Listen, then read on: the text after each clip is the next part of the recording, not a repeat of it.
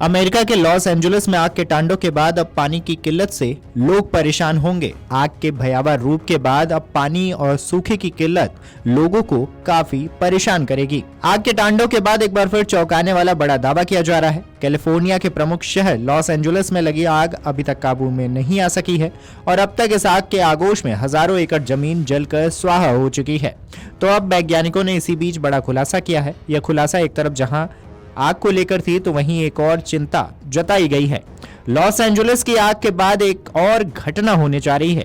California विश्वविद्यालय San Diego के जल विज्ञानी मिंग पेंग ने बताया है कि दक्षिण कैलिफोर्निया बेहद सूखा है और इस वजह से लॉस एंजुलिस के जंगलों में आग ने विकराल रूप धारण कर लिया है। वैज्ञानिकों ने बताया कि दक्षिण कैलिफोर्निया के अधिकांश हिस्सों में मिट्टी की नमी का स्तर 2% के ऐतिहासिक तौर पर कम है।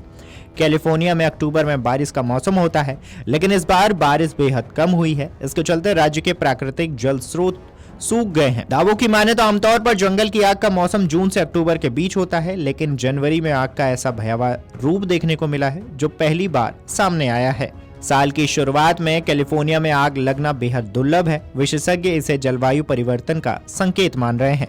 अमेरिकी सरकार के रिसर्च में साफ रूप से कहा गया है कि पश्चिमी अमेरिका में बड़े पैमाने पर जंगल में लगी भीषण आग का संबंध जलवायु परिवर्तन से है। फिलहाल वैज्ञानिकों ने बताया कि हवा के गर्म और शुष्क होने पर वाष्पोत्सर्जन और वाष्पीकरण के चलते पौधों और मिट्टी से भी पानी सूख गया है। इससे जंगल सूख गए हैं और यही आग के तेजी से फैलने के कारण बने हैं। अब आग के बाद एक बार फिर हालात और बदतर हो जाएंगे। ऐसे में वैज्ञानिकों ने आने वाले दिनों को लेकर भी चेतावनी दी है और कहा है कि कैलिफोर्निया में सूखा पड़ने की आशंका है। हालांकि 1 या 2 अगर अच्छी बारिश होती है तो इसके बाद ही हालात कुछ हद तक सुधर सकते हैं। बता दें कि अमेरिका में जहां आग का तांडव है वहां सांता एना हवाओं ने भी लॉस एंजुलिस की आग भड़काने में अहम भूमिका निभाई है। 10 जनवरी तक इस आग से कई स्कूल सहित हजारों घर और अन्य संरचनाएं जलकर खाक हो चुकी हैं। इस घटना में 10 लोग कम से कम मारे गए हैं। आग के चलते 1,80,000 से अधिक लोगों को विस्थापित होने के लिए मजबूर होना पड़ा है। सांता एना हवाएं शुष्क शक्तिशाली हवाएं हैं जो पहाड़ों से दक्षिण कैलिफोर्निया तट की ओर बढ़ती हैं। कैलिफोर्निया में एक वर्ष में औसतन 10 बार सांता एना हवाओं की ऐसी घटना होती है जो आमतौर पर पतझड़ से जनवरी तक होती है। जब हालात सूखे के होते हैं जैसा कि अभी है तो ये हवाएं गंभीर आग का खतरा बन जाती हैं। वहीं मीडिया रिपोर्ट्स की माने तो इस बार लॉस एंजुलिस काउंटिंग में 9 जनवरी 2025 तक 60 से ज्यादा फायर अलर्ट जारी हो चुके हैं। यह आंकड़ा 2012 से 2024 के औसतन 40 गुना ज्यादा है, जबकि अमूमन जनवरी मार्च के बीच कोई फायर अलर्ट दर्ज नहीं होता है। इससे पहले साल 2021 भी ऐसा ही साल रहा था जब इस दौरान 10 से ज्यादा अलर्ट जारी हुए थे और वो साल आग के मामले में कैलिफोर्निया के लिए सबसे खराब साबित हुआ था।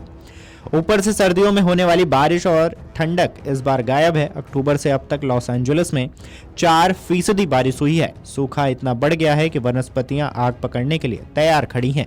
ऊपर से सांता एना की तेज और शुष्क हवाओं ने आग बुझाने की हर कोशिश को भी नाकाम कर दिया है।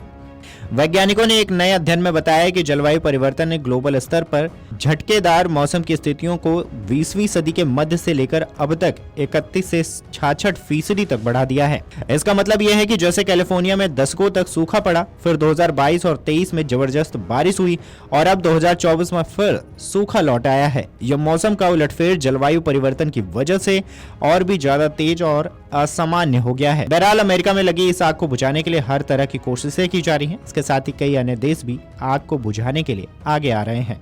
Video desk amarujala.com।